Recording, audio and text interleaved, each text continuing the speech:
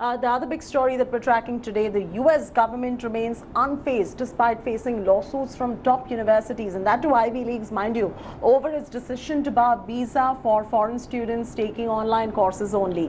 US Press Secretary said that a better lawsuit would be from students who have to pay full tuition fee without in-person classes. He was reacting to these lawsuits by the top universities like Harvard and the Massachusetts Institute of Technology, or MIT. Harvard University and the Massachusetts Institute of Technology yesterday moved court suing the Trump government over its new student visa curbs. Both the institutions challenged guidelines of US Immigration and Customs Department, which said that foreign students taking only online courses cannot be in the United States of America. India, which has thousands of students in the United States, has already taken up the matter with the US government. Foreign Secretary Harshvardhan Shringla spoke to US Undersecretary of the State for Political Affairs, David Hale. The United States government remains unfazed despite facing lawsuits now from top universities over its decision to bar visas for foreign students taking only online courses. We've got Greg Siskind, immigration lawyer. He's joining us live from Memphis. We've also got a number of Indian students who are going to be telling us about their situation. We also have Arjun Yadav, who is a student at the Chapman University. Greg, I want to come to you first. You know, I just saw your tweets that you put out on social media where you've pretty much dissected the lawsuit that's been filed by MIT and Harvard. In your opinion, do you think it's got enough meat to actually create some sort of a challenge to the Trump government's order?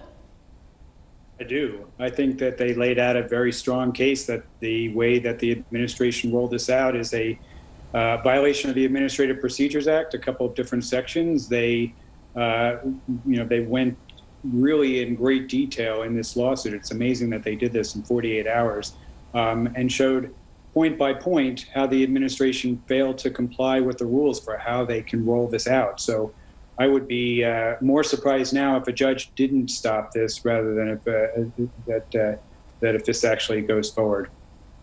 I also want to focus on the order that came from ICE. I want to understand from you, was this something that was in the offing? Because, you know, when an order came from the Trump government with regards to H-1B visas, we kind of saw it coming.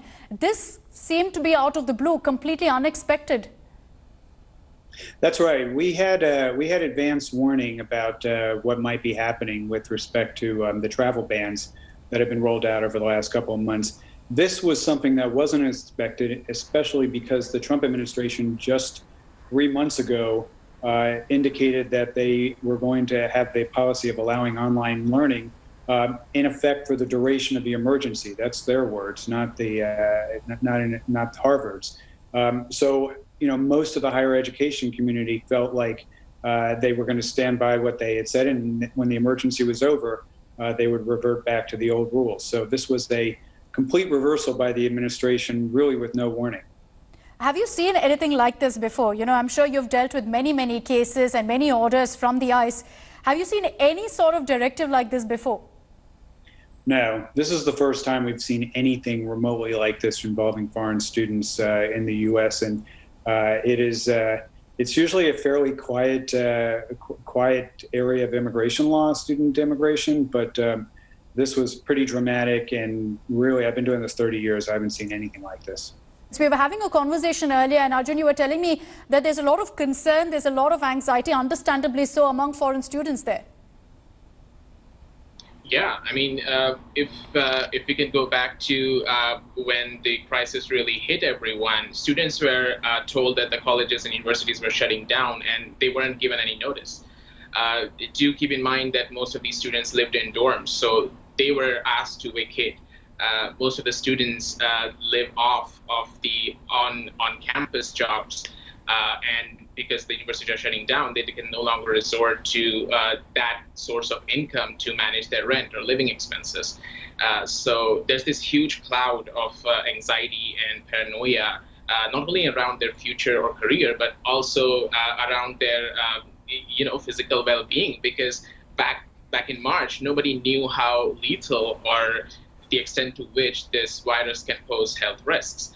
The few who actually managed to brave through this situation and stay back, they in some way were rewarded by the administration by saying that the online classes can be allowed, and students who are taking online classes can still remain within their student status, which wasn't previously, where in the previous scenarios, you were only allowed to take one online class. Hello everyone, this is Rahul Kamal here. Hope you enjoyed this video. For the latest news and analysis, like and subscribe the India Today YouTube channel, and don't forget to press the bell icon to stay updated.